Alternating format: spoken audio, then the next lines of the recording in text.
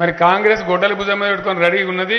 వాళ్ళకి ఇట్లా వచ్చిరంటే రైతు బంధుకు రామ్ రామ్ అంటారు. కేసీఆర్ అంటున్నాడు కాంగ్రెస్ వస్తే రైతు బంధు బంద్ అవుతుందని. ఎందుకు బంద్ అవుతుందే?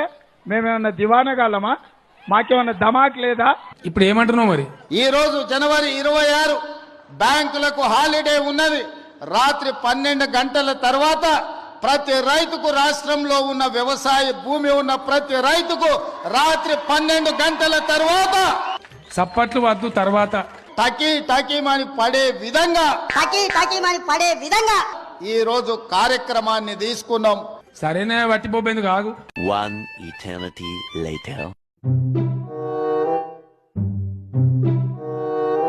నిన్న రాత్రి 12 గంటలకి ఇస్తా అన్నాడు. చూస్తున్నాం మేము ఫోన్. చూసి తెల్లరిపోయింది సార్. ఇసుంటి అబద్ధాలు అద్దు. కాకపోతే ఇంకా 2-3 నెలల దాకా మొత్తం డబ్బులు ఇచ్చిన కాదారండి. ఏదన్నా తాగుతారు కానీ కాకపోతే రేపు వచ్చే ఎల్లుండి వచ్చే రాత్రి 12 గంటలు దాటిందంటే టన్ మనే టిన్ మనే టన్ మనే టిన్ మనే ఇసుంటి కాదండి రేవంత్ రెడ్డి గారు. ఎందుకు బంద్ అవుతుందే?